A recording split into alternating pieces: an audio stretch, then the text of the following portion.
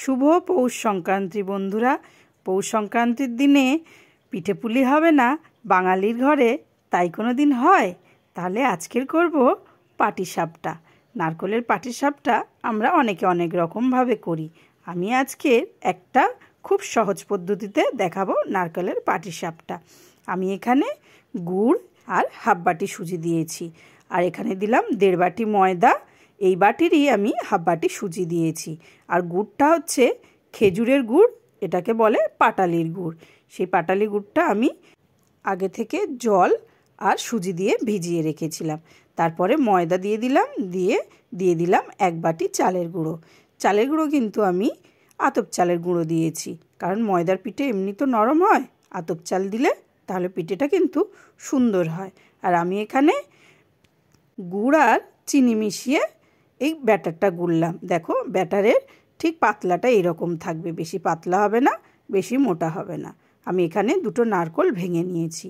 2টো নারকেল ভেঙে নিয়ে এইভাবে ভালো করে কুড়িয়ে নেব নারকেলটা কিন্তু ভালোভাবে কোরাবো, যাতে বেশি গোটা গোটা না থাকে। নারকেলে গোটা গোটা থাকলে তাহলে পিঠে করতে অসুবিধা হয়ে যায়। এইভাবে সুন্দর করে নারকেলগুলো কুড়িয়ে নেব। এই দেখো আমার নারকেল কোরানো হয়ে গেছে, 2টো নারকেলই কোরানো হয়ে গেছে। তারপরে কড়াইতে আমি গুড় দিলাম, ওই পাটালি গুড়ই দিলাম, দিয়ে তারপরে ওর মধ্যে দিয়ে দিলাম নারকেল কোরানিগুলো, আর অল্প পরিমাণে চিনি দিয়ে দিলাম। মিষ্টিটা আপনারা আপনাদের স্বাদ মতো দেবেন, যে যেমন খেতে ভালোবাসে। অনেকে কম মিষ্টি খেতে ভালোবাসে, অনেকে একটু বেশি মিষ্টি খেতে ভালোবাসে।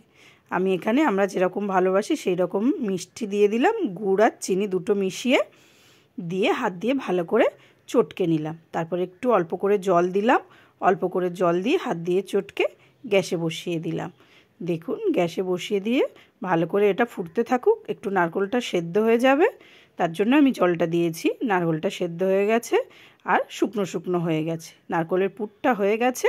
এবারে আমি নামিয়ে ফেললাম। দেখো ঝরঝরে মতো হয়েছে, এটা কিন্তু খুব ঝরঝরে হবে না।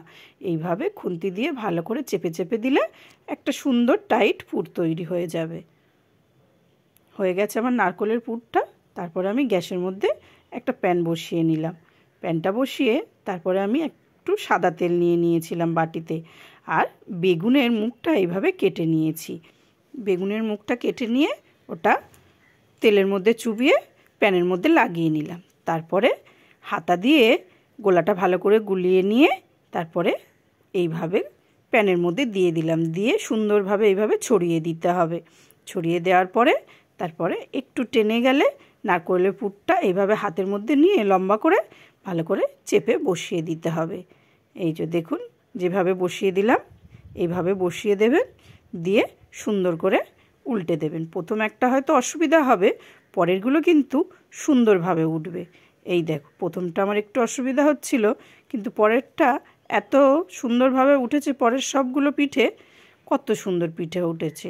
এই পিঠেগুলো দেখতেও খুব সুন্দর লাগে, খেতেও কিন্তু খুবই সুন্দর লাগে। আমি বেগুনের এই মুখটা নিয়েছি বলে আপনাদেরও বেগুনের ওটা নিতে হবে তার কোনো মানে নেই। আপনারা চাইলে ব্রাশ দিয়েও প্যানের মধ্যে তেল লাগিয়ে দিতে পারেন, সাদা তেল।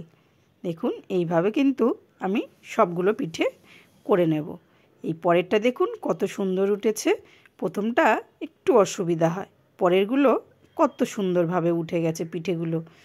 দারুণ খেতে হয় পিঠেগুলো। এটা ক্ষীরেরও হয়, নারকেলের হয়। নারকেলেরটাও টেস্ট যতটা সুন্দর হয়, ক্ষীরেরওটা তত সুন্দর হয়। যত রকম পিঠে পায়েস শীতের সময়ই তো খেতে ভালো লাগে, গরমের সময় তো আর ভালো লাগে না। দেখুন বলতে বলতে সবগুলো পিঠে আমার তৈরি হয়ে গেছে। আপনারা এইভাবে বানিয়ে নেবেন, দেখবেন খেতে কিন্তু খুব সুন্দর হয়। আর এই ব্যাটারটা কিন্তু এইভাবে সুন্দরভাবে ছড়িয়ে দিতে হবে, চারিদিকটা যেন ছড়িয়ে না যায়, তাহলে অনেক বড় বড় হয়ে যাবে চারিদিকে যদি ব্যাটারটা ছড়িয়ে যায়। আর যদি এইভাবে লম্বাভাবে হয় তাহলে এই রকম সুন্দর ছোট ছোট পিঠে হবে। আর বেশি ছড়িয়ে গেলে অনেক বড় বড় পিঠে হয়ে যাবে। দেখো গল্প করতে করতে সব পিঠেগুলোই কিন্তু আমার হয়ে গেছে। মকর সংক্রান্তিতে এই পিঠে পায়েস খেতে কত ভালো লাগে। প্রত্যেক ঘরে ঘরে সবাই এই পিঠে পায়েস খায়। এই সোনাই পিঠে হয়ে গেছে, আয় খেয়ে দেখবি কেমন হয়েছে। আচ্ছা, আজকের এখানেই শেষ করলাম। আবার দেখা হবে নতুন একটা রেসিপিতে। সবাই ভালো থাকবেন।